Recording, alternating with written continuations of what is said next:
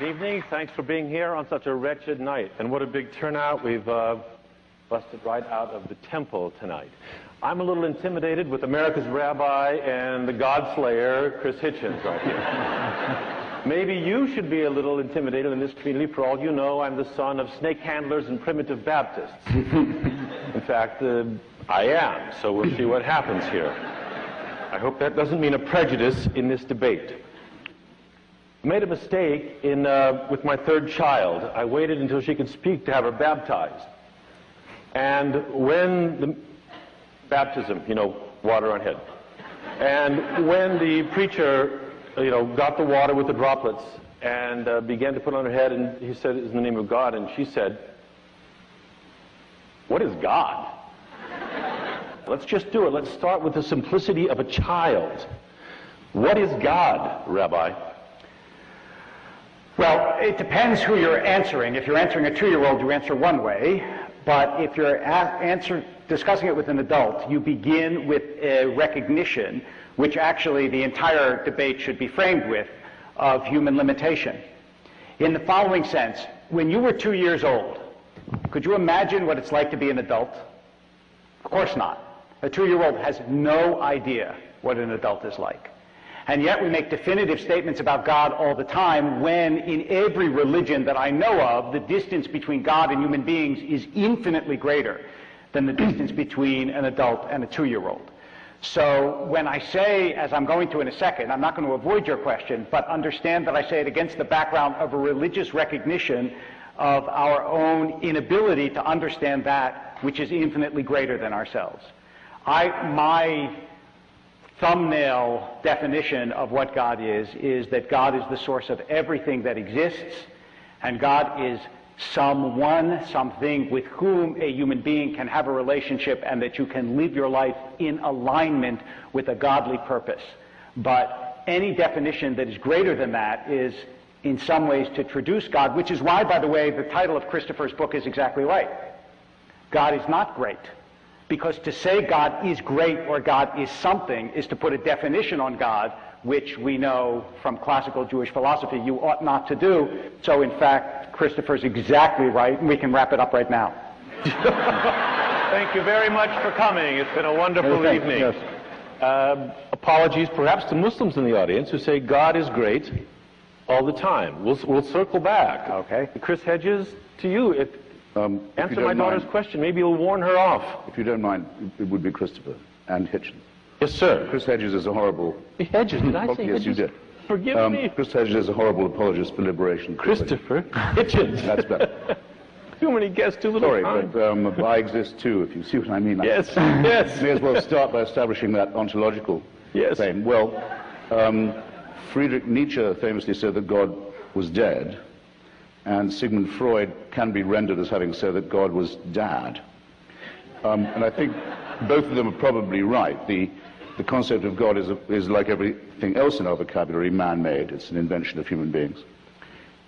Unless you take the view that God made us, in which case it'd be a lot to explain. Why did we in that case make so many gods?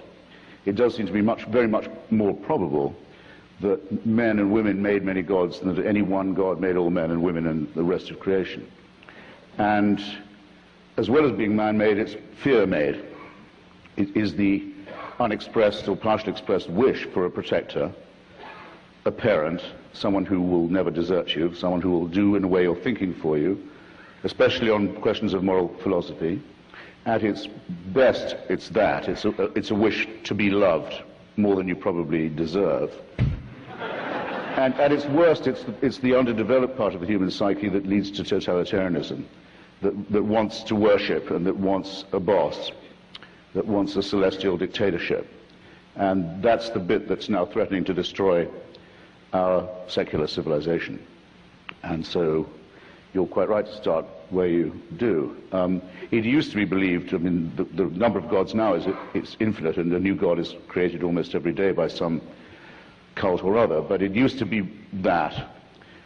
There was a belief that gods were in the trees, in the woods, in the springs, in the sea, in the clouds, and so forth. Polytheism of a kind. Then something a bit more polytheistic like Olympus, where there was at least a location for the divine, but it was multifaceted. And then monotheism, getting it down to one. So I regard this as progress of a sort, because they're getting nearer the true figure all the time. I actually... Rabbi, yes. Progress. Maybe. Which is why, which by the way is why the Vatican, in its old days, was very upset by the concept of zero. Didn't like zero at all, the most important number of all, the number without which you can't do anything, which wasn't there in Roman numerals. No, it was invented in Islamic civilization. And unfortunately, also struck them as a sinister import from in partibus infidelium, from pagan lands. But also the concept of zero was very troubling for theism, and must be, and does indeed remain so. It's one of the many, many ways in which theism is not compatible with the scientific worldview. Rabbi Wolpe, may I ask you... I just want to point out, without even taking issue with the incorrect statements that he made, but I want you to understand, wait. I want you to understand the progress of the argument that you just heard, because it's important, and people do this all the time, and at least you should be aware of it whether you accept it or not.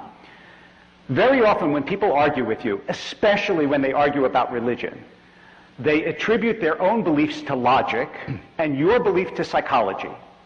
So religious people believe in something because they need to be loved, or they need a crutch, or they're weak. But I believe what I believe because it's true and scientific. And I just want you to be aware that you cannot actually disprove someone's belief by imputing an unworthy motive to it. You actually have to disprove the belief. So don't let Christopher pull the psychological wool over your eyes.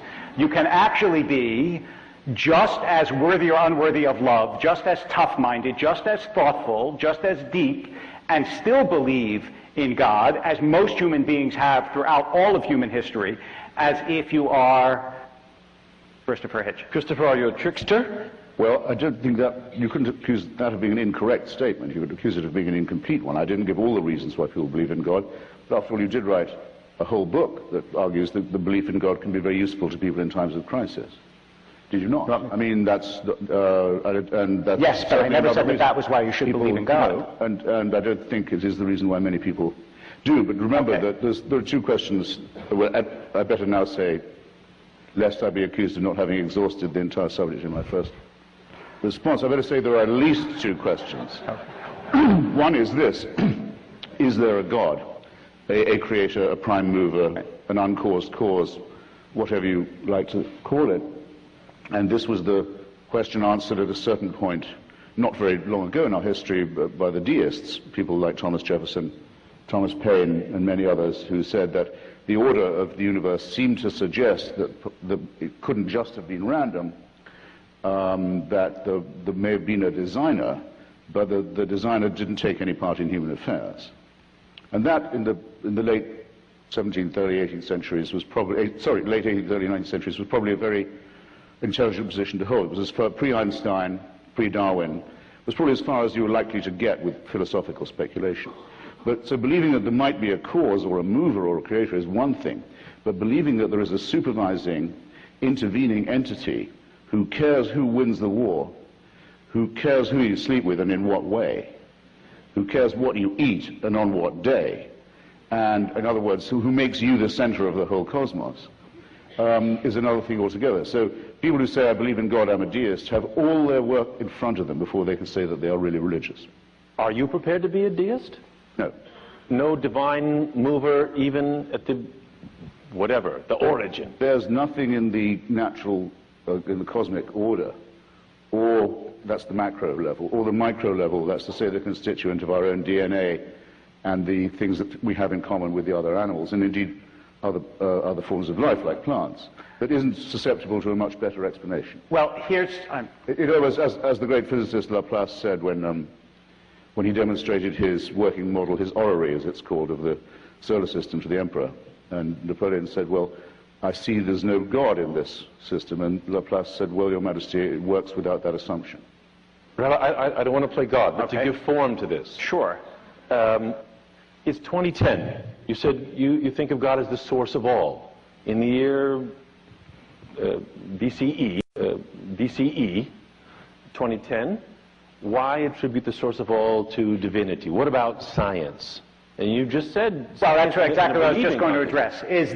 First of all, there are two separate ways of thinking about this, both, and I'll offer them both briefly, and you can decide if both or neither is congenial to you. One is that, of course, you can't equate God and proof for God and discussion of God with a demonstration in a laboratory.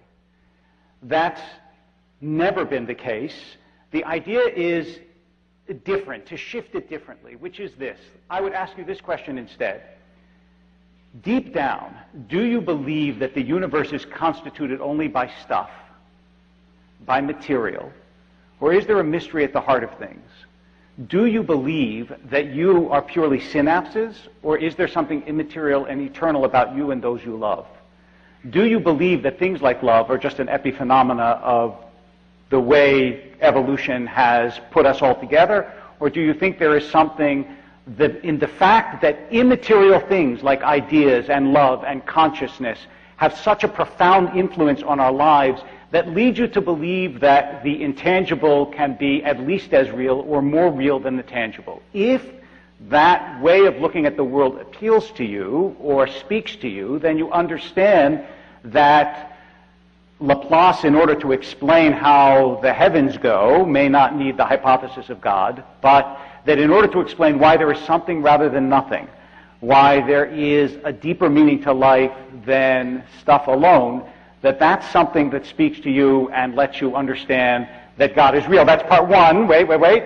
Part two is there are, in fact, things that are suggestive of something greater in even the scientific worldview, which is why, by the way, in the American Academy of Science, more than half consistently, and this has been true for the last 100 years, 52% of scientists say that they believe in God.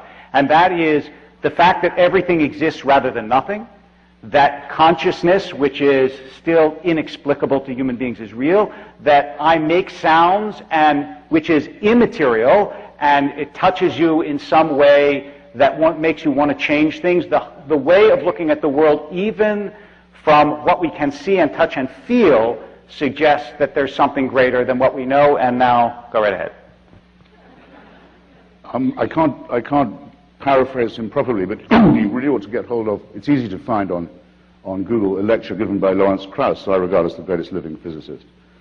And it's about the quantum, and it's about a whole universe from nothing. It's exactly how you get from nothing to something. In fact, quite a lot of things. One means by which this happens is the following. Every second that we're speaking, a star the size of our sun or bigger goes out, blows up or goes out. That's been the case every single second since the first moment of the Big Bang. It's a lot. That'll be a lot of suns going out as we speak. And there's a lot of annihilation, isn't it? There's a lot of destruction. It's a rather what you might call almost a wasteful scale. It does have the positive outcome, though, that we are all constituted of those materials. We are made of stardust. Now, I find that a rather more majestic and wonderful and even beautiful idea than, say, the idea of the burning bush. A bit more impressive. Gives you more to think about. Are they mutually exclusive? Are they mutually exclusive? Did God make you a stardust? One has the virtue of being true and provable and studyable, which the other doesn't. And I do think that the verifiability of something is a virtue of Are the we kind. Simply material then? Yes. We don't have bodies, we are bodies. Until 50,000 years ago, there were four other kinds of biped, humanoid, not unlike us, still living on the planet, died leaving no descendants. We're the only survivors of those people, that family. We're the last. We don't know if they had gods or not. So you think it's inexplicable? No religion ever invented appears to have known that these creatures even existed, because the religious are forced to believe that the only really significant event that happened in the human story happened about 3,000 years ago. The mysteries, the inexplicable, are we just waiting? That's not true. No, it's factually all of this massive Big Bang cosmological churning and destruction and annihilation, which is paralleled, by the way, on our own Earth, where 99% of all species that have ever been on the planet have already gone extinct, leaving no descendants. All of this could be part of a plan. There is no way an atheist can prove it's not. But it's some plan, isn't it, with mass destruction, pitiless extermination, annihilation going on all the time, and all of this set in motion on a scale that's absolutely beyond our imagination, in order that the Pope can tell people not to jerk off. Rabbi? Stupid. Right. No, I think here we've reached actually... It's childish to be... We've reached an area of agreement. I, too, repudiate that statement by the Pope, and I'm happy to do it publicly. No, wait just a second. Hold on. First of all, it's just not true that religions don't actually acknowledge very important things that happened before their own founding. Just read the beginning of the Bible, which goes back far beyond the founding of the Bible. But more important than that, there are actually things that if you are material, you can't give an accounting of. For example, you might not believe that you have free will. You might think that everything you do was predetermined from the beginning of the Big Bang. And just the fact, by the way, that all of the universe, physics tells us, came from something tinier than the head of a pin is, to me, there is no word other than miraculous for it, but nonetheless. You might believe that everything you did, the words tonight, the fact that those flowers would be orange on the table, that was all predetermined from the beginning of time. But if you believe that you actually make a choice, that human beings have free will, then I ask you how you account for that. You didn't pick your birth, your genetics, you didn't pick your environment, so from the very beginning, all of that was predetermined for you, and unless there is something immaterial about you that allows you to choose, then everything human beings do is already set from the beginning of time. I don't understand how you get free will if you don't have God. Christopher. It's pathetic, I'm sorry to say, to say of the cosmological and the genetic that these are deterministic processes. They're not at all. They're full of extraordinary randomness, and in the genetic case of mutation. Stephen Jay Gould, the great paleontologist, wrote a book which I recommend to you called The Burgess Shale, which is it's the side of a mountain in Canada, in the Canadian Rockies, that's sheared off. So you can see the inside of a mountain. You can see it as if you're looking at a blackboard, and you can see the growth and development of species, and you realize that it's not a tree, it's more like a bush. There are reverse branches that go off and don't go nowhere, and there are others that succeed. And different kinds of failure and different kinds of mutation. His most exciting thought, most revolutionary thought, is this. If you could, so to speak, put all that onto a tape and rewind it, and then press play again, there's no certainty it would come out the same way. In fact, there's every reason to believe that it would not. So there's nothing predetermined, there's nothing deterministic about this at all. But thanks to our understanding of our genetics, which are also not predetermined because they're a result of random mutation and natural selection, as everyone now knows, and that's why we can have, sad to say for the kosher, but we can have skin transplants and organ transplants from pigs who are much closer to us than we used to think. We can also sequence the DNA of viruses and learn how to immunize ourselves from them. It works, in other words.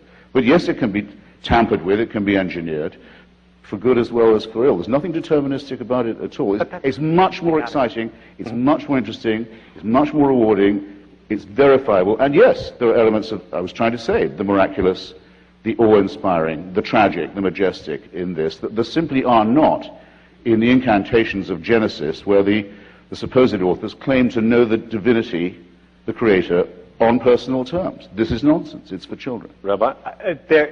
First of all, it is interesting. I mean, Stephen Gould, who was, by the way, very sympathetic to religion and wrote a book called Rocks of Ages, which I also recommend to you, where he said that religion and science don't overlap. They sure do. But wait 1 second.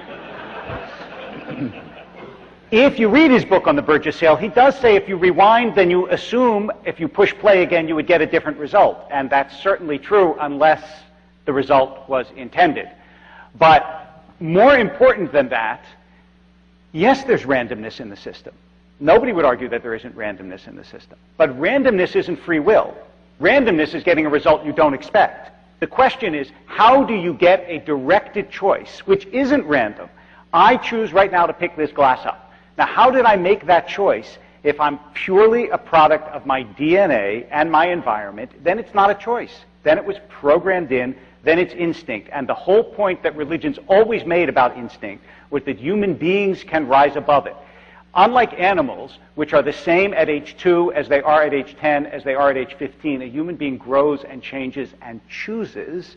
That's the basis of religious I have to say, to me, it doesn't seem a matter of religion that I can choose to pick up this class. That seems to me to be well within what could develop. Everything else does, when in fact the Judaism of thousands of years ago ought to be, must be, should be, is expected to be different from the Judaism of today. Still has 10 commandments. Yes, none of which mention goodness. Guys, you have to let me finish my statement, okay? Please. Thank you. You're welcome. I feel a little bit between a sandwich here. But the second part of it is that if you say that faith does nothing for you, as Christopher repeats over and over again, it's very hard to explain why it is that millions and millions of people all over the world and throughout history have felt that faith deepens their life, gives them meaning, increases their goodness, and why it is, for example, in America, that people of faith give more to charity, vote more in elections, volunteer more, help more. Do you know what the largest aid organization is, aid and development organization in the United States? It's not CARE. It's not Save the Children. It's One World, which is a Christian organization out of Seattle, which not only gives millions and millions and millions of dollars across the world, but sends people all across the world to the most beleaguered, helpless places, and they do it because they believe they're called to do it by God. It's just not true that having faith makes no difference in this world. It makes a tremendous difference, and the vast majority of that difference, not all of it, but the vast majority of that difference is for goodness. Let me put a question then, if you'd be so good. The rabbi feels in a sandwich, and I don't mean for you to feel in a sandwich. So let me put this to you. Oh, that's okay. Christopher, what about the solace of faith? Some of the most religious people I know ended up there. Oh, this is a softball. I want a hard question. Well, no, I mean... I know what he's going to say to this. Well, maybe, but he's been hard-minded, hard-hearted, non-needer of solace. Worse, you're a misanthrope because you're not sympathetic to people's need for religion. I say in my book, available at fine bookstores everywhere, that as long as I don't have to hear about it, I don't mind what people believe. If they say, well, thanks to Joseph Smith and his gold plates, I have real faith now, and I've got a family, and I have friends, and I have a real system, and so on, I say, fine. Just don't come to my front door with it. Don't ask for a tax break for it. Don't ask my children to be taught it in the schools. Did you sign up tonight thinking you wouldn't hear about it? And I asked the question in the book. People think they have a personal relationship with the Creator, and they're the possessors of a wonderful secret. It must feel, I've never felt it, but I presume it feels great. Why doesn't it make them happy? They're not happy. They can't be happy until everyone else believes it too. They go out and proselytize, very often, and here's, I can't let your last answer go, very often in the guise of charity.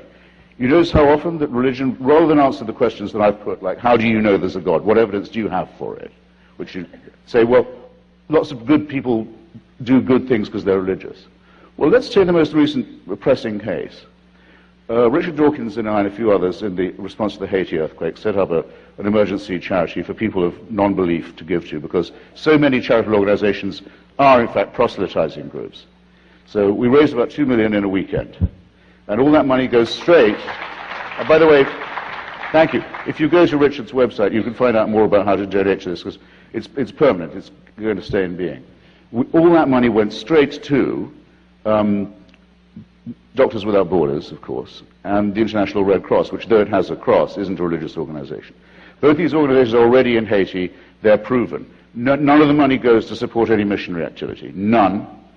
And the Scientologists and all the others who turned up in Haiti, and the people who turned up in Haiti to kidnap babies to convert them to their faith, and the Catholics who turned up and said, standing in the ruins of their own cathedral, with 250,000 Haitians buried under the rubble, said, God spoke here today, and you should listen to his message.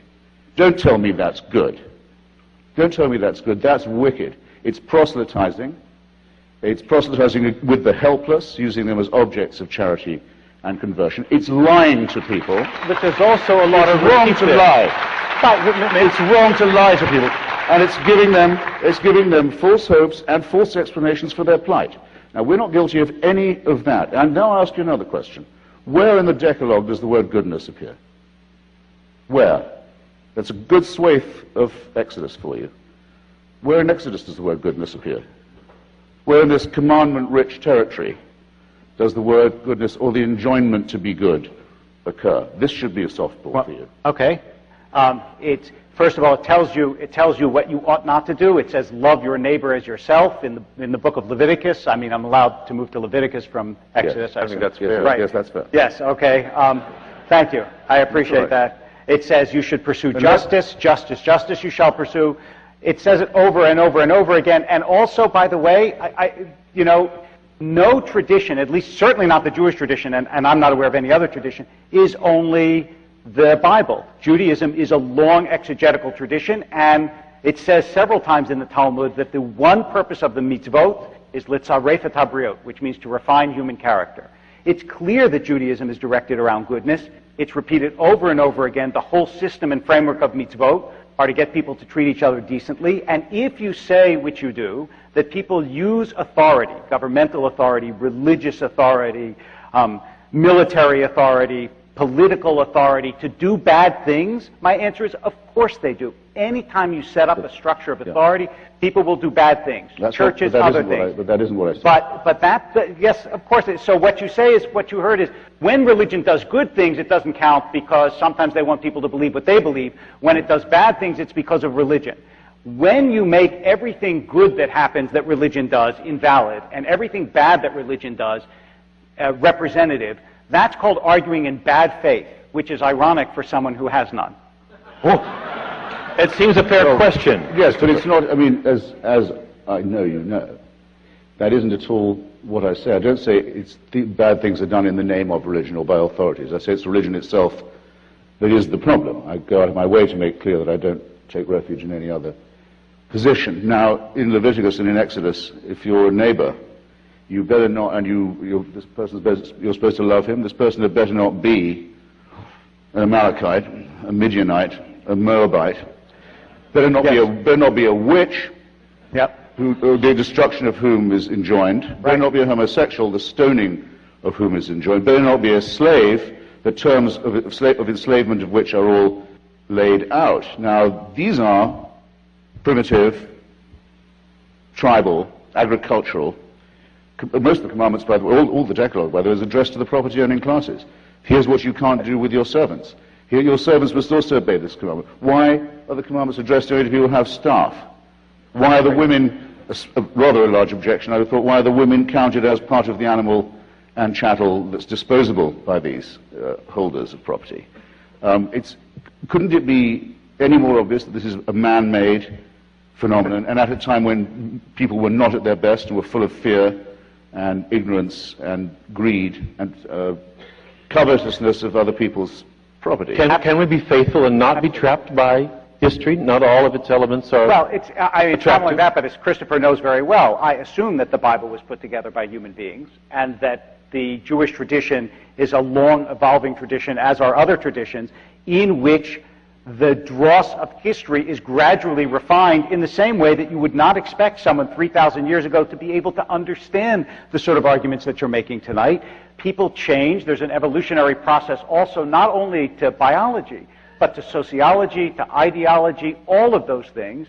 And that's why the question is very much, does religion make people better, and can these systems refine themselves, and can they get rid of the stuff that's bad in religion? And I think that to assume that you can cherry pick the things in the statements in religion that are negative, and those things are necessarily enduring, contradicts the history of every tradition I know. Well, cherry picking is an odd word to use for something that's thrust upon you.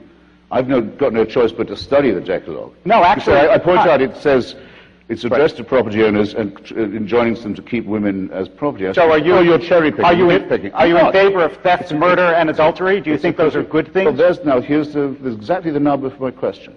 If what you say is true, yes. Not that, and I've never said, I couldn't be interpreted as having said no religious person can do a good thing. If you, No, but if what you say is true, this should be true, and you should find it easy to point it out. Okay. There must be something, not that they can do or do, but that I cannot do. That's a good thing. Either a moral statement made, or a moral or ethical statement performed, that a person of faith could perform that I cannot. Now, You must be able to identify that. No, actually, if your point is to have any how can one human being do something that another human being can't do physically? Physically, of course, you could do anything that I could do, but I can say lots of things you don't do. I can say lots of things you don't do, not that you can't do. You probably don't do, as I do, bless your child on a Friday night. You probably don't create great works of art based on religion. You probably don't go halfway across the world feeling that you're motivated and called by a God who tells you to help other human beings. I mean, all those things are things that religion motivates people to do. Not that you can't do them, but that people generally don't do them if they're not motivated by religion. No, get real. I mean, pronouncing an incantation Yes. isn't a moral action. Of course it is. Or is it? No, it isn't. It's only not a moral action if you don't feel. It can subjectively be enormous. It's not a moral action. Anyway, it is something. It is something I could do. It's not. I know. Of course you can, and I encourage you to do it. Yeah. It's only not a moral action one day. if you don't feel the unique expression of love when it takes place in an atmosphere of sanctity that is not the same as saying to a child, I love you. I have to tell you, I mean, some of you knew my father, who passed away in May, who was a rabbi. When I think of the most powerful and intimate moments that I had with my father, it was when he put his hands on my head and blessed me on a Friday night. Now, he would not have done that were he not religious, and it wasn't the same as when he kissed me goodnight and said, I love you. Because there is an element in which religious people dwell. It's called a world of sanctity that you can't invoke and can't dwell in if you don't believe that that realm exists. So do you, well, wait. First, I'm sorry for your loss, as the Irish say. Sorry for your trouble. Right. Second, but I'm still going to have to insist, I don't think anyone in the audience can consider that's an answer to my challenge. Of course That's to say there's a moral or ethical statement or action that an unbeliever could not perform. But could not means that you're physically incapable of it. And No. I'm willing to concede No, if right it's here, goodness, it would you be can morally do everything I can do. Well, let's Of not go course that you far. can. Let's go. Of course you can. All right. Well, then. Okay. I mean, all right. you have to say wouldn't do. You well, can't say I will leave, can't since do. you won't answer it, I'll just leave the question to the audience. If anyone I can just come up made to it. me and say, here's a moral thing you couldn't do, not don't do, but could not do, that only a religious person do, I'd be very interested to hear of it. No one's ever come up with anything. Let me ask you a Second, question. there was a brief corollary. Think of a wicked thing done, or evil thing said, that is done precisely because of faith. You've already thought of one. But any that someone who doesn't have And faith now you- couldn't do? and now Wait, you've tell got- me one that No, someone who I doesn't didn't- have no. faith could not do. I didn't say that. Okay, but that's exactly the point. No, it's not. A human being can do certain things, whether they're believers or not. They have the physical ability. It still doesn't. Believing something doesn't give you a new it's to physical you, ability. It's no problem to you that the suicide murder community, the genital mutilation community, these are all faith-based communities. Do you want me to while we're answer on that? the subject of charity, who doesn't hear Hamas saying, the reason we're loved by our people is because we provide social services. We help the needy. We're the only people who come out and do that. Which is, by the way, I'm horrified to have to say, is true. But do you excuse them for that because they're charitable? Of course not. Do you not think that they bless their children a whole lot? Yes, and I think that's a beautiful thing that they do. Do it. Right. You try being. I don't think a Muslim children and not be blessed the entire time. That's part of the authority that they claim. They claim to own these people. I want to ask, This is all faith-based. who steps up to, you won't like any of the language, but life has a lot of despair. People fall into despair. Who steps up to save? And I don't mean in Christian terms necessarily at all, but who steps up to reach out to those people? And for society as a whole, if you don't have the teaching of religion, what will offer a kind of moral construct? I don't see it in schools. Union halls are gone. Who's going to give people I live in such a world. I live in such a meaning? world. It's called Hollywood. Hollywood. Well, exactly. Yeah, I mean, right. It may have blemishes. It may be deeply flawed. It may be fatally flawed, you would say. But what's the substitute? What's the structure for moral teaching and save the despairing? I think despair is quite a good starting point myself. I mean, I think it's very good to know that we're born into a losing struggle. I think that the stoicism that comes from that and the reflection that comes from that is very useful. I'm not very impressed by people who say, well, I wish it wasn't true, so I'll try and act as if it isn't. It is true. Everything is governed by entropy and decline and annihilation and disaster. and you're born into a losing struggle, and because you're a primate mammal, you know you are, and you know you're going to die, and that there'll be a lot of struggle and pain on the way. I don't want a world without anxiety and grief and pain and struggle. I can't get it. No one's saying you but can't those have who offer that. it to me, I spurn the gift. I don't want what you want. I don't want the feeling of eternal love and peace. Love and peace, very, very overrated in my view. One of the many reasons, actually, I should despise all religions equally, but and I do in a way. But one way in which I prefer Judaism to its rivals is that the emphasis is more on justice than on love. I want to go to the Rabbi. Why is that not misanthropic of you, that attitude? Misanthropic doesn't mean I have to hate people. Well, it means I respect. It means I respect them enough. It means I respect them enough not to offer them false consolation. I do think it's important. The realm of illusion will not help you to cure this condition. I do think it's important to say that part of this is based in temperament, but also part of it is based in life experience. I spend a lot of my time at the bedside of people who are dying, with parents who lost children, with husbands who lost wives and wives who lost husbands. The sense of community that is created by religion, the sense that life is meaningful even if it's short, all of that, it's not trivial, it's not cheap consolation, it's not illusion. It goes to the depths of the questions that human beings ask themselves. And I know that you can make a clever remark about the cheap selling of religious consolation, but you know what? The remark gets melted by the heat of human anguish when you're standing beside the grave of a child who died and the mother is saying a prayer, and that brings her some measure of comfort because she really does believe that this world in some sense is meaningful and is not nihilistic and is not empty and is not foolish. And although I can't prove to you in an empirical sense that in fact the world is meaningful, at that moment, even as I question it, it seems to me the deepest instinct of my soul. Well, if you'll... Gosh. Well, if you'll pardon me, I won't share any of my griefs with you.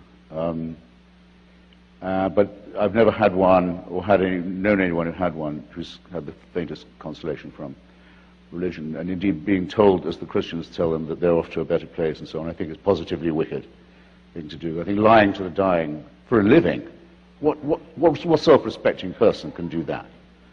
And you know it's a lie because, tell me how you know it's a lie, since you assert it again and again. Because the person saying it cannot possibly know it to be true. And therefore it's a lie. They don't have access to information. Even if they believe it, it's a lie. Yes, it's a lie. But how do we create, for those who aren't able or don't desire to walk around in despair or to walk around in irony, in a world that can bring plenty of despair? Try it, fine. But I think it's manifestly clear lots of people don't choose that. So what does atheism offer? Well, it offers the chance of living without illusion, which I think it says that philosophy and literature will do a great deal more for you. There's a lot more morality in them. There's a lot more ethical discussion in Dostoevsky, say. It may be true, but who will present them in our society, in a real society? Who will present them in a way to create structure? For now, I'm presenting. There he is. For now, I'm presenting. I can't do... You're going to be very busy. I can only appear in my own person here. I can even say that to some extent it works for me. This irony, I think, is tremendously useful, as is philosophy, especially the philosophy of Spinoza, especially in times of anguish. And the realization that there's no false consolation can actually cheer you up. But once you face the fact that you're born into a losing struggle, things immediately appear a great deal more manageable in some ways. And really, of the remarks against this made, not one of these remarks couldn't have been made by a devout member of the Muslim Brotherhood. And what I want to ask him is this. If anything of what he says is true, is he really saying that he would prefer me not to be myself, not to be an unbeliever, and someone who believes in irony and of the unillusioned world, but I'd be morally better off if I was a Wahhabi Muslim, for example. Is me asking, or a Roman Catholic. Is he me? Are you asking this? Okay. I mean, according to you, I would be a better person. Don't answer the question. You asked me the question. Right. You're not allowed to answer it for me. You imply. I imply. I want to know if you really mean that. Actually, I never said that you were automatically better off if you believed than you didn't believe.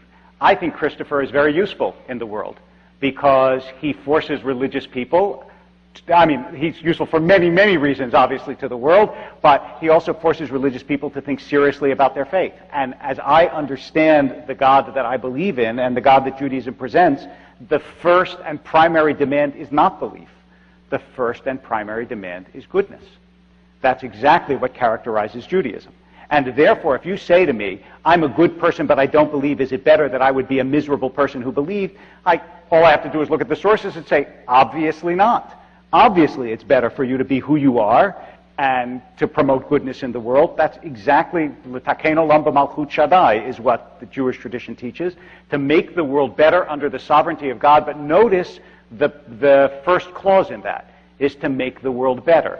So if you do that, that's the primary demand of any faith that I think is worth its salt. May we turn on that point to what Barry Schregg raised as an acute concern, that is violence. And the question of whether violence is integral to religion, or exceptional and an offense to religion, or both, or all three, violence and religion. Okay, so I'm going to try to abbreviate this. There are two things to remember. First of all, most religious conflicts are not about religion. What you find is religions will fight when there's land, when there's power, when there's resources, when there's water, when there's money. It's very rare for a religious group, not inconceivable, but very rare for a religious group to say, hey, guess what? There's someone halfway across the world who believes differently. Let's go get them. It's the people who live next door to us who are other than us, we should get them. And by the way, along the way, we're going to take their land, and we're going to take their riches, and we're going to take this. And that's because, and if you look in the Encyclopedia of War, which is probably not something that you peruse in your leisure hours, but if you do, you will see that it identified 1,763 wars since the beginning of time. 123 of them are identified as religious wars. When you take religion out of a society, you don't get a more peaceful society. We look at the 20th century. It was like a laboratory for that. Stalinism, Maoism, Nazism, Cambodia, North Korea versus South Korea, on and on and on and on. The fact is, the record of extracting religion is very poor. And the final point is this, which is, if you ask why religious people fight, the answer is clear. It's because they're people. I have a colleague, not a rabbi, but a psychologist in Los Angeles who studies bullying. Do you know at what age bullying is most prominent? Think to yourself what age, and then I'll tell you the answer by far. The answer is preschool. Because we're not born all sweetness and light. It's why it's so much hard work to get a kid to be good. Right? Parents don't have to say to their child, why don't you share a little bit less? You know? Because you're too selfless. You're too kind. Instead, it's very hard work to get people to do well.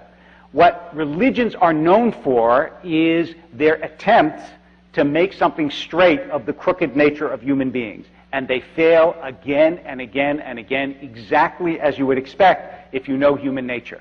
But that doesn't mean that the attempt to do it makes people worse.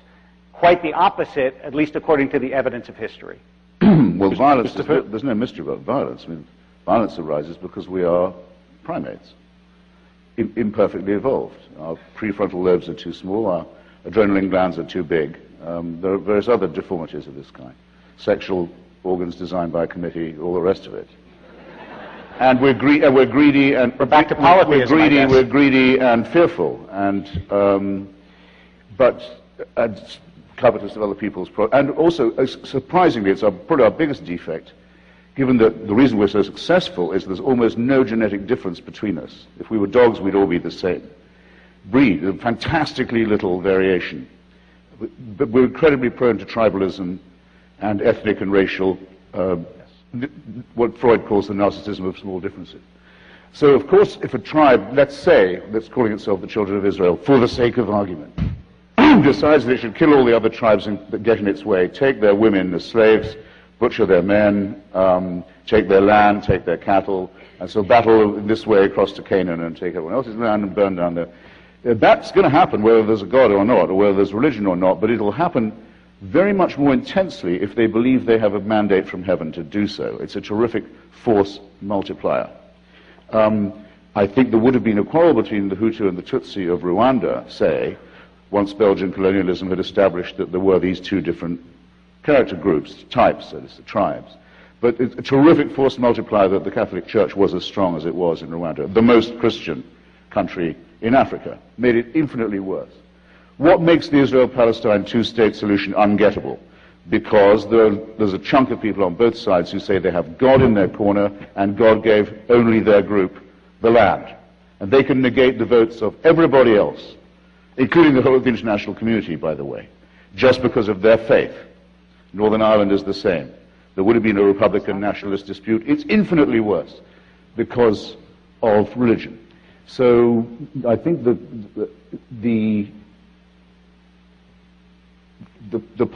corollary I'd like to hold would be that the less religion there was, the less violence there would be.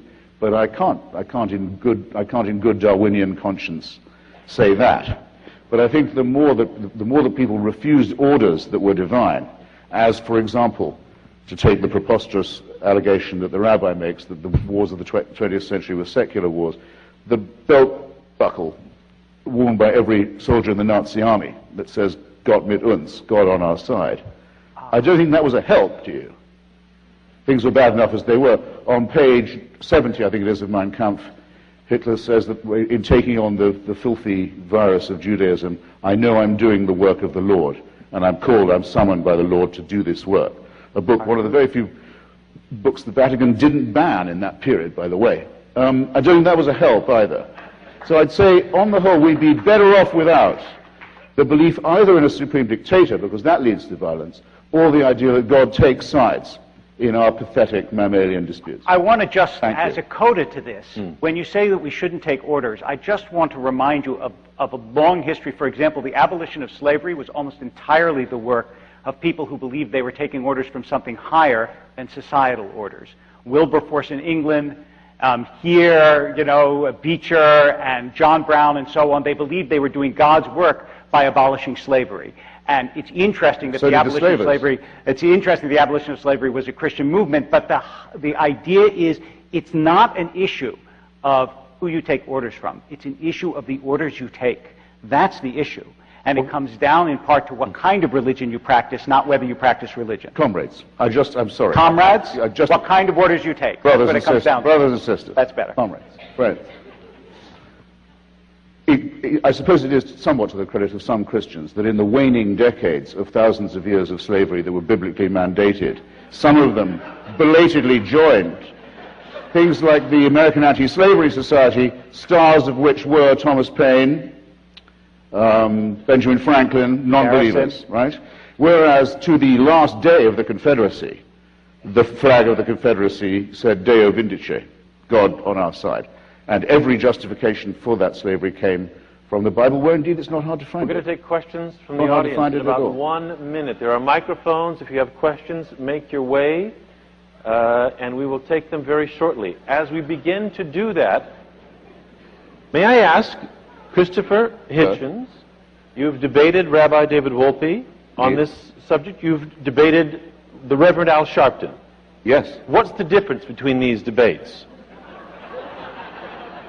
Well, the Reverend Al Sharpton is another case of the damage done to society by religion, because once it was agreed by the rest of America that black people are best led by preachers, and once it was agreed to write out of the civil rights record the heroic black secularists like Bayard Rustin and the great black union leader Philip Randolph, who actually organized with the help of the United Automobile Workers the March on Washington. Once all that had been forgotten, and we decide, yeah, black people, they really love their preachers, then once Dr. King has gone, it's one succession of junk demagogues after another, all of them given the mantle because they're in holy orders.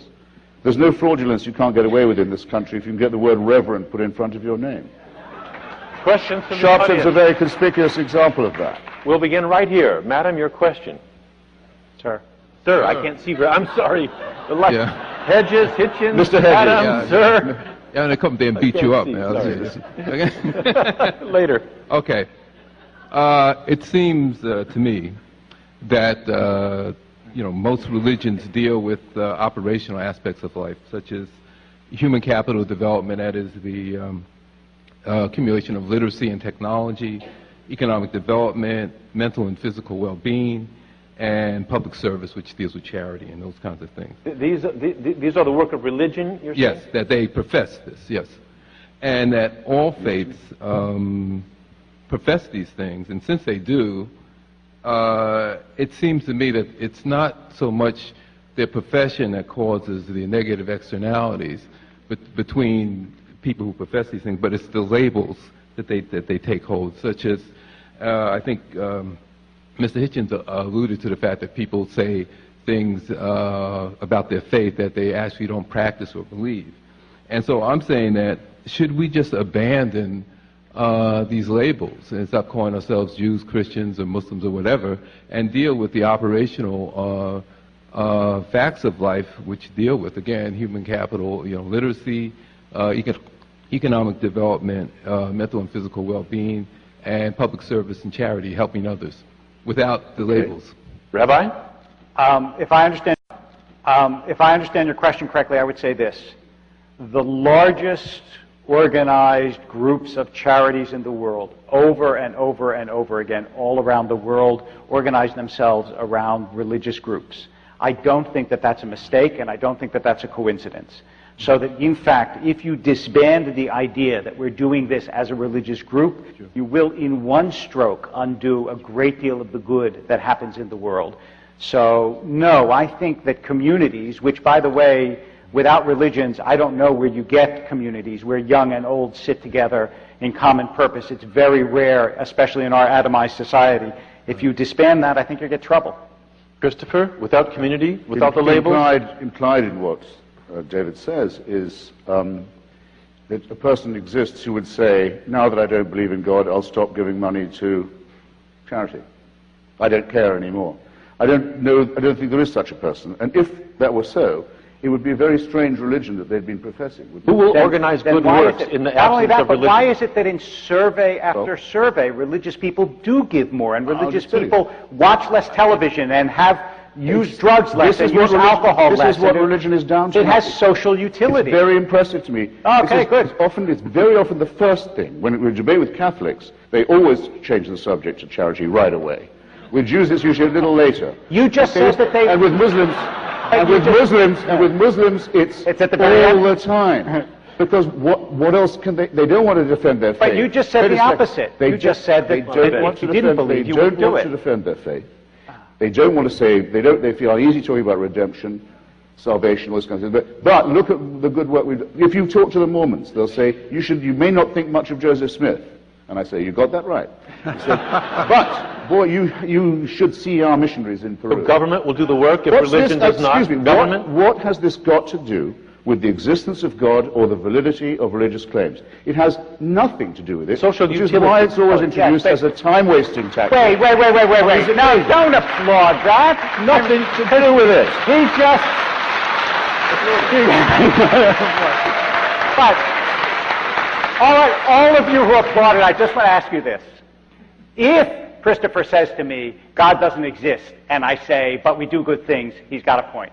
But his previous comment was, people who don't believe in religion do good things. In response, I say, in response to the question, people who believe in religion do good things to a greater extent. And then he says, well, why aren't you talking about whether God exists? You made an argument against the social utility of religion. I then made an argument for the social utility of religion, and you turned theological on me. I have not conceded that it's to a greater extent. Let me give you an example. With the great Brazilian photographer, Sebastião Salgado, whose wonderful work on the primary producers of the Third World, you ought to be familiar. One of the great photographers. He's the ambassador, as the UNICEF calls it, the United Nations Children's Fund, for the eradication of polio. I went with him all over Bengal. We got it down to the point where, except for a few bits of Afghanistan and El Salvador, polio was almost gone from the world. It could go with smallpox. Not a small thing. Done by UNICEF, a secular organization. And we nearly a date was announced, but we were pretty sure polio would be gone. And it spread back. Because largely Muslim groups in Nigeria, and also in parts of Bengal and Afghanistan, told people, don't go get your children inoculated. It's a plot. by scientists and Jews and others to sterilize Muslims. And that plus the Hajj, that plus the wonderful devotional habit of going to Mecca all the time and taking all your diseases with you, has meant that polio is back all the way across Africa now. So I'm not going to have it said that in order to do good, you've got to be more religious than someone who... It's complicated, but I want another question, if I may, sir. All the practical evidence is the other way, and it's nothing to do with the claims of faith. Nothing. Okay. Sir. Thank you. Thank you. First comment to Mr. Hitchens. Thank you for a very well-argued book. Oh. You and I are in violent agreement. Appreciate it. Second, it seems to me, not to talk about religion and faith for the moment, but the question as to whether God exists. Let's not duck that one. It seems to me that to discuss that subject, one needs to have some scientific knowledge. My question is very simply to Rabbi Wolpe, and please take a second to think about it. My question is, and I've asked this of priests, reverends, and rabbis many times. We're ready. My question is, if no one ever explained God to you, not in writing, not orally, would you have figured it out? Thank you.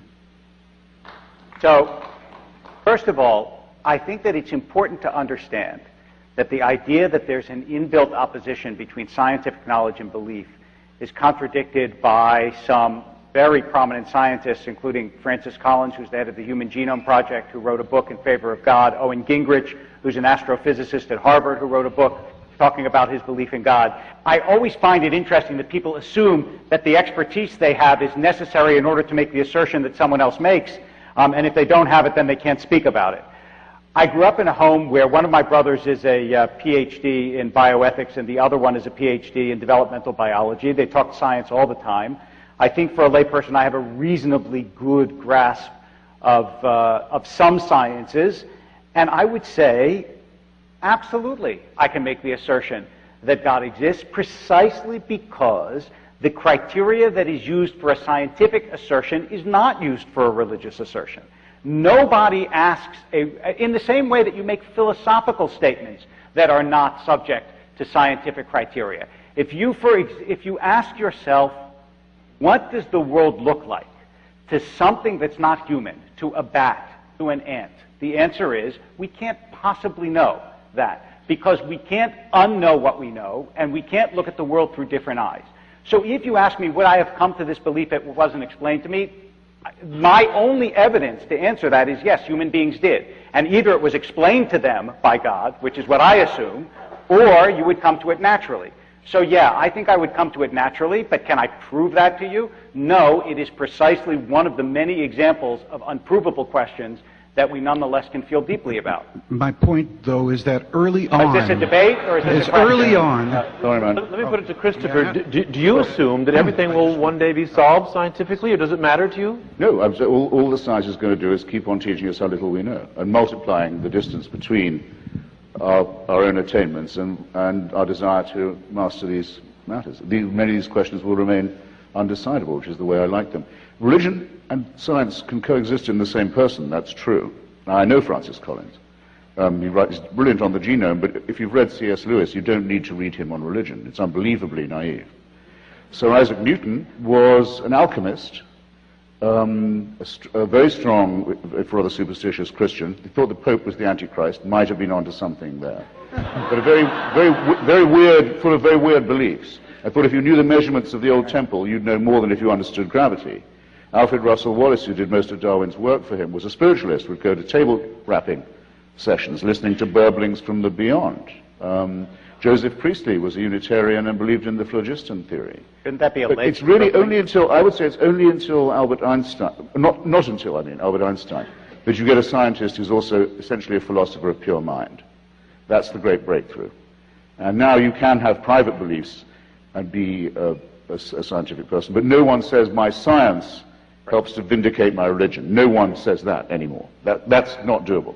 I want to get to more questions, please. Yes, I have a question for both of you regarding the existence of a universal morality. My question for Mr. Hitchens, is there one? And if so, where does it come from? And my question for the rabbi is, if there is one, and it's, for example, in the 613 mitzvot, how do you personally pick and choose which ones to follow? Because I notice, you're not wearing tzitzit and some of the other prescriptions. So if it's they might be under my shirt. Well, there are, I won't go there. But generally speaking, can you be a good Jew and not follow the 613 if that is the prescription for universal morality? Well, the most commonly taken universal, absolute moral statement is what's sometimes called the Golden Rule, which, well, Rabbi Hillel says don't do to another person what would be repulsive to you. Others say do as you would be done by, just putting it the other way. It's in the Analects of Confucius. Very few societies don't have it. So I think that's what we'd have to take as the nearest to an absolute. It's obviously subject to various relativities, alas. For one thing, it's only really as good as the person saying it. Should I not do to Charles Manson?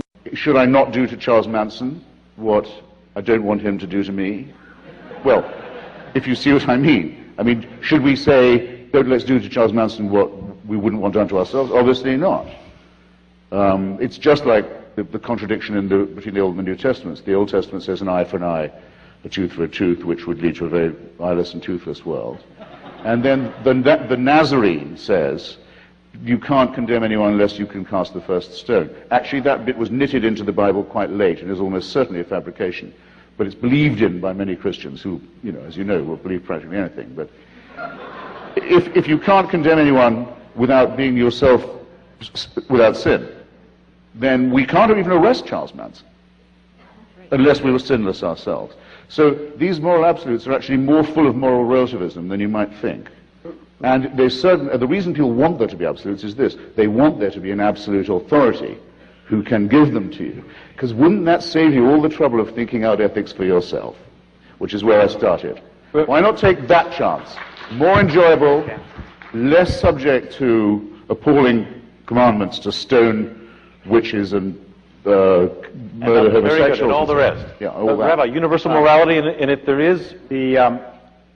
I'm not sure that Christopher said whether he believes in a universal morality, but yes, someone who believes in God assumes that there is a universal morality, but also assumes that it's very hard, and it's not that the 613 mitzvot instantiate universal morality.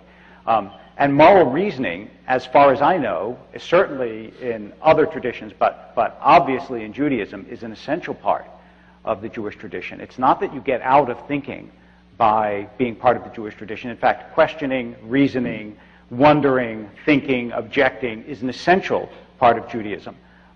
Anybody who studies Talmud knows it's filled with objections and questions. But the assumption is that there actually is a right and a wrong in any given case. If all human beings are evolved primates, there's not a right and a wrong. There's a better and a worse. There's a more powerful and less powerful. Nietzsche was exactly right. If God is dead, then power is all that matters. Because ultimately, there isn't a right and a wrong. There's something that promotes your interest and something that negates your interest. But I don't believe that. Excuse me, do you or do you not believe that human beings are evolved primates? Yes. But I also believe... I said if all they are. I said if all they are is evolved primates, as opposed to evolved primates who have a spark of the eternal in them, which I believe we do. Question. Two questions for Mr. Hitchens. The first one is, I was taught by a physics professor that if you go back to the Big Bang, beginning of the universe, in the first 1 to the 61st of the first second, the entire universe is in a tiny amount of space, and at that size, space and time can cross. And his point was that the whole universe came into existence out of a hiccup in the space-time warp, and therefore it's just kind of a big accident that we were here. And so my question is the same one that I posed to him that day. Why is there a space-time warp? Which leads me to the second question, which is, wouldn't it make more sense that there would be nothing? Should be no universe, there should be no space-time warp, there should be none of us, and unless we're hooked into the matrix right now, We seem to be here. And so... You take that as an argument for God? Is that what you're saying? For something. There's a great mystery at the core of the universe, and then why are we here is the second question, to argue those out. Okay. Thank you very much. Well, I'd commend to you someone who's much more expert on this subject. I started by mentioning Lawrence Krauss's lecture on A Whole Universe from Nothing. But where's the grandeur, where's the divinity in the hiccup? And who produces the hiccupper? All you get from this is an infinite regression. Who creates this creator? It gets you nowhere. And again, if you do make the assumption, which I can't dispute or certainly cannot refute, that there is a first cause or an uncaused cause, it still doesn't mean that there's a God who takes sides, answers prayers, enjoins morals. I didn't ask about that. No. So I'm afraid you compel me to somewhat to repeat myself. Can I just ask a quick question Yes. about what you just said? If it's an assumption that you can't refute, which I understand, I think everybody here would say you can't prove that there's not a God, but that doesn't mean that there is one. But if it's an assumption that you can't refute, why is it that when someone says, I believe that it is true, do you say they're lying? I didn't say that they're lying. You said to me, when someone stands I say when you lie, someone who goes to tell a child that if they don't behave well, they'll go to hell.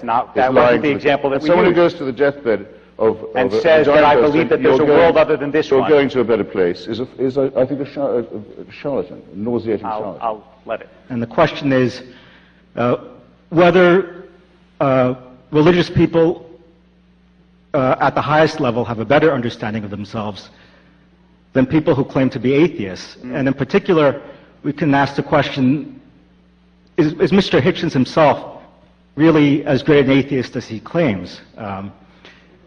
He's pretty good. Yeah, he's pretty good. Mr. Hitchens, are you a closet believer? No, a point of agreement between the rabbi and myself is that the human species, mammalian, primate, so on, though it undoubtedly is, and made out of the dust of exploded suns, does have a need for, I would say, the transcendent would be one word, the numinous, even the ecstatic. Wouldn't trust anyone who hadn't felt this. It has obviously to do with landscape, light, music, love, and I think also a permanent awareness of the transience of all things, and the melancholy that invests all this. So it isn't just gaping happily at sunset while listening to music. You're doing that knowing that it can't last for very long.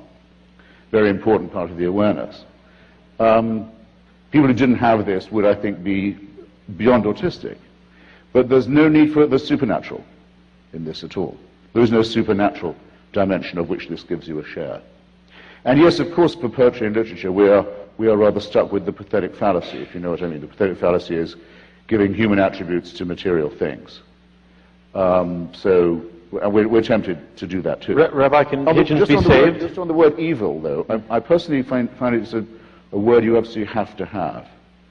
I decided this in Iraq, as a matter of fact, after I'd seen the Saddam Hussein's attempt with chemical weapons to destroy the Kurdish people of northern Iraq, had seen the, as it were, the stench of evil. I thought, now everything else that you can say about Saddam Hussein, psychopathic dictator, mass murderer, genocidalist, bad guy, as some people used to call him, things of this kind, wasn't up to it.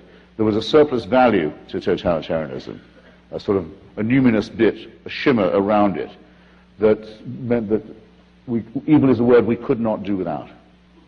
Do you see in he who speaks up for the numinous the possibility of belief? Do you smell a potential person of faith in Hitchens, or no way, no how? I think, no, I mean, to be perfectly honest and not to make a cheap joke about it, I think that Christopher is a person of tremendous, impressive faith. Not the faith that I have at all, but faith in justice, faith in goodness. I mean, what he's done with much of his life is, I think, really awe-inspiring. That doesn't mean for a minute that I think that he's being dishonest about his lack of faith in the things that I believe, but does he have faith in a different sense? Absolutely. Can we do more? Yes? Mr. Hitchens, you are likely the world's most charming, roguish, and enlightened atheist, and I love you for that. But as a Sufi Muslim, I'm very ruffled by the title of your book. Of all the titles that you likely had at your disposal, did you have to settle for the literal negation of Allahu Akbar? Yes. I thought so. Thank you for that question. Thank you. Well, it's a very good question, and I'm glad. I wanted to come back to it. Why? Yeah. As I've said, I think that all religions are wrong in the same way, in that they privilege faith over reason, but they're not all equally bad in the same way all the time. I mean, if I'd been writing in the 1930s, I would certainly have said that the Roman Catholic Church was the most dangerous religion in the world because of its open alliance with fascism and anti-Semitism, which the damage from that our culture has never recovered from and never will. But at the moment, it's very clear to me that the most toxic form that religion takes is the Islamic form. The horrible idea of wanting to end up with Sharia, with a religion-governed state, a state of religious law, and that the best means of getting there is jihad, holy war, and that Muslims have a special right to feel aggrieved enough to demand this, I think is an absolute obscene wickedness, and I think their religion is nonsense. And in its entirety. The idea of God speaks to some illiterate merchant warlord in Arabia, and he's able to write this down perfectly, and it contains the answers to all human. Don't waste my time. It's bullshit. But you're saying the same about it.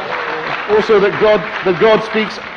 The Archangel Gabriel speaks only Arabic, it seems. I just want to say, in retrospect, you were very civil, actually. I don't know what I was thinking. This is the same characterization of all religions? Well, actually, no, because remember, Islam makes one special claim for itself.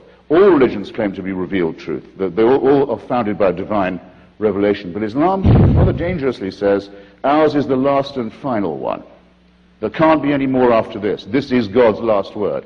Now, that's straight away a temptation to violence and intolerance, and if you note, it's a temptation they seem quite willing to fall for. Rabbi, second, I had another motive, which is this.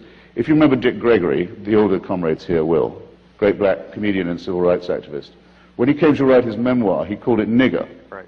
It upset a lot of people, including his old mum, who called him and said, why are you doing this? And he says, Mama, every time you hear that word again, they're selling my book. So every Allahu Akbar reminds people that we're in a very serious struggle with a very depraved religion. And that help is available. Friend, you give no quarter? Look, he believes in the prophecy of Muhammad. I'm sorry to say, I think he's been, at best, conned. Yeah. Our time is ticking down. With respect, if I may be the protocol guy, sorry. Well, I want to go back to your answer to the question just before this, because I think, and particularly, I want to interrogate you, Rabbi, because you, in your earlier discussion and your answer to a couple of the questions, you seem to suggest that if there's something beyond the material, that's evidence for God, or it, and then on the question of whether there can be moral behavior, one can have a reason to act morally, you say that only, that requires the existence of God. If there's no if God doesn't exist, you don't believe in God, you don't have reasons to behave morally. But then I think in your answer, so I think that's where it was until your answer to the question before last, and at that point you seem to grant that the gentleman sitting to your left actually did have reasons to act morally, even though he does not believe in God. Yes, that's right. And I'm trying to figure out... I'll explain. The difference is not whether people in their own minds have compelling reasons to act morally. The question is, if you don't believe in God, and you say, you know what, I'm going to... why would you do good in secret? As Balzac put it, perhaps only believers in God do good in secret. Now, obviously, that's not true, but you understand the ideology behind it, which is, if you don't believe that there's a universal moral code that comes from beyond us, and that human beings make up what's right and what's wrong, why is it that I, as a human being, can't decide this is right for me, even though I know it's going to be wrong for anyone else? In other words, the standard that arises only from human beings is easily broken by human beings, whereas if you think that goodness is woven into the fabric of the universe, which is what a believer says, then it's always wrong at all times, in all places, whether someone's watching or they're not watching, whether you're a believer or you're not a believer, that's always true, and that's the distinction I was trying to get at. I was very struck, because this is the core question, so we might as well revisit it. I was very struck this week reading, I'm sure you saw it, the Pope's brother, Monsignor Georg Ratzinger, who runs the choir school in Regensburg.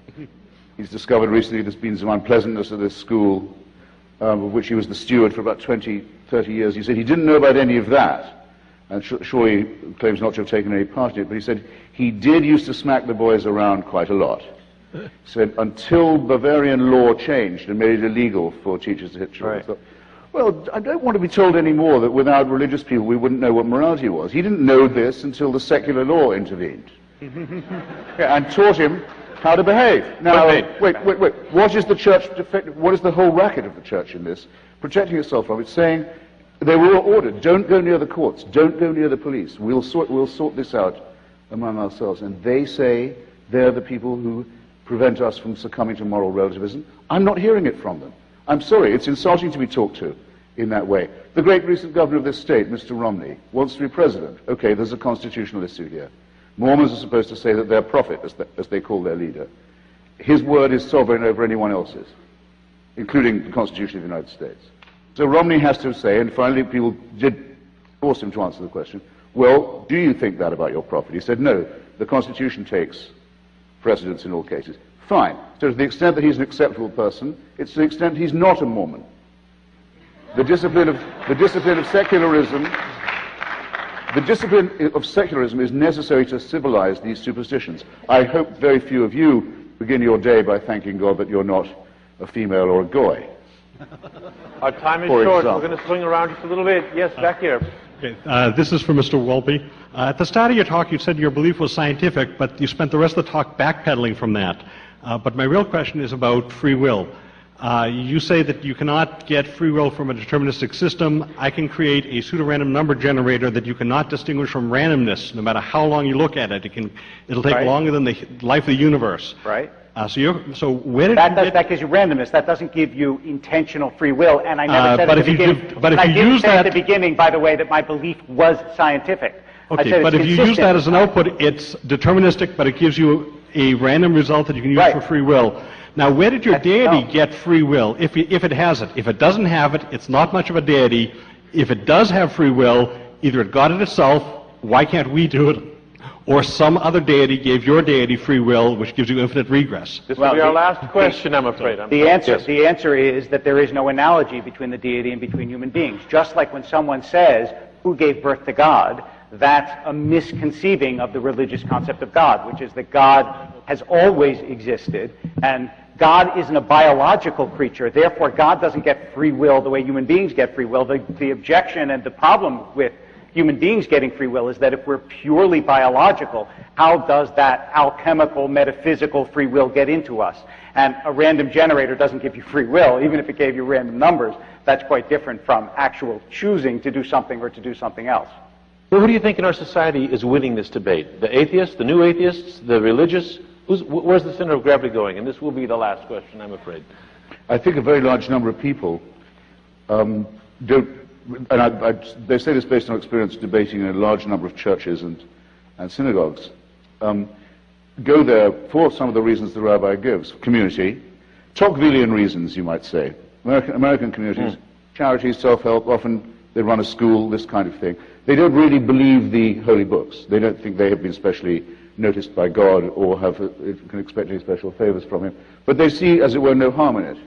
And there's a great deal of schism among those who do believe, an enormous amount of schism. So when people say in opinion polls that, or when you read that 90% of Americans believe in the virgin birth and in Satan and so forth, I don't believe it at all. I don't believe it. And I don't believe people who had doubts about it would tell them to someone who rang them up in their kitchen on the telephone either. I think that underneath this there's a huge crust of doubt and a great resentment against American theocrats. If you wanted to know how to piss off an American Protestant in the South, say, oh, are you one of those Jerry Falwell people? They hate that. rightly. You think you're winning then? No, I think that the supposed religious monolithic nature of America is grossly overstated. It doesn't describe reality. And it is certainly true, as one of the questioners mentioned, that the number of those who say, not that they're atheists, we're still a very small minority, but those who say that they have no faith and no allegiance to any church has doubled in the last few years. And that's according to a decent opinion survey, the Pew one, not a random poll. Rabbi, where do you see the center of gravity? It'll double again. Toward you? Toward Christopher? Somewhere else? I'm not, I don't have a sociological expertise. I can't tell you in terms of statistics where it's going. This is what I would say. I think that there are lots of reasons why organized religion has trouble. Many of them have been enumerated by Christopher. There are various other reasons as well. But I actually think that the impulse to piety and the sense of something greater than ourselves is deeply implanted in human beings and will never go away. And in that sense, although people will find different expressions for their religious belief, I feel quite confident that actually most people will continue to be religious in the sense of believing that, that in fact life isn't an empty, howling wilderness the way that Christopher describes it, but that, that there is something deep, lasting, eternal, meaningful about you, about those you love, and about the world that we live in. Rabbi David Wolpe, Christopher Hitchens, your great audience. Thank you very much.